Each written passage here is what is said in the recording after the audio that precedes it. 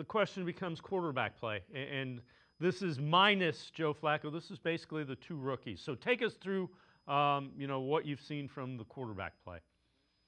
Well, both did a really good job in their start. So you're going to see a simple read here on the guy in the circle, simple curl flat, really easy read for a quarterback, really, really nice. Now, next play, you're going to see motion.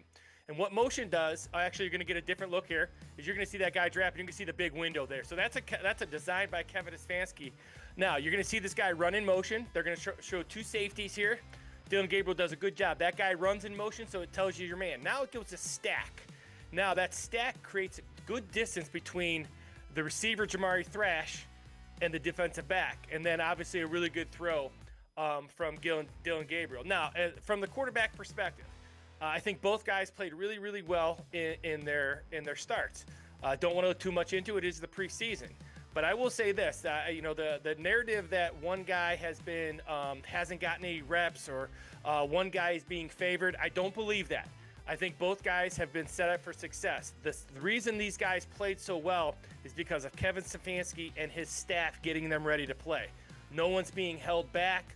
No one's being shunned. No one's being set up for failure. What they're doing is getting these guys, the reason they were so successful, if you listen to Shador, if you listen to Dillon Gabriel, they were very confident in what they're doing with their footwork, with their pass protections, with everything you're doing because of the coaching staff. So again, solid play.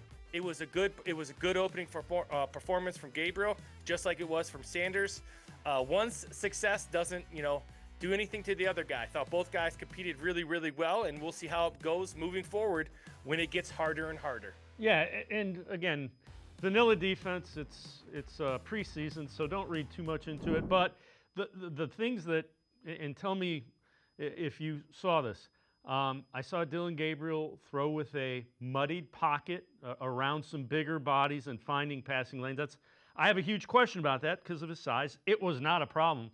And the other thing is, he's got a much stronger arm than people give him credit for. There were a couple of 12, 15-yard throws that were like, all right, that'll play.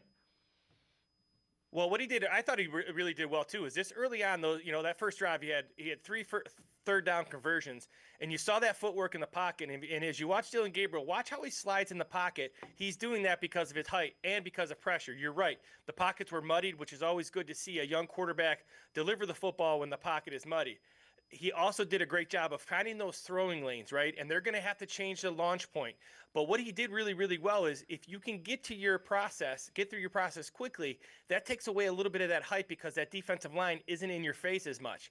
But I thought he did a great job. He ate the ball. Now, on that interception, I tell everybody, and we're going to go over this at some point, it was a really bad route by both Jamari Thrash and Diontae Johnson. However, it was compounded, as my dad would just say, don't compound an error with an error. And that's what Dillon Gabriel did, and hopefully he learns from that. Just like Shador has some things to learn from his start. Again, they both did a really nice job. Got to protect the football. If you think about 198 or 194 to 34, it was a dominant first half, but if you don't protect the football, the other team is always going to be in the game. So he'll learn, and they got to protect the football. And that's part of it. Even though he played well, he's got to protect the football. Yeah, we showed a little bit of a film breakdown by Dan Orlovsky where he kind of pointed out how the receivers did that. But the problem is when you see that as a quarterback, and it's a rookie mistake, throw it away. There is nothing in that play that is saved. You can't save it at that point. Don't try to. Live to play the next down. Yeah, you absolutely said it right. So right when he came off and you saw Thrash get bumped, so it's a layered concept, and we used to call it a triangle read, right? So as a quarterback, that's one of Kevin Stefanski's staples, and when you don't have spacing, it looks just like that. So Thrash should be at 3 yards, Diontae Johnson should be at 12 to 15 yards, and then the top guy is taken off the top. Well, it ended up Thrash being at about 8, Diontae Johnson being about 10. You saw them together, and then they didn't know who it was for. But the bad routes does not, Dillon Gabriel's got to see that and go, hey, you know what? Once the routes are gone, just throw it away.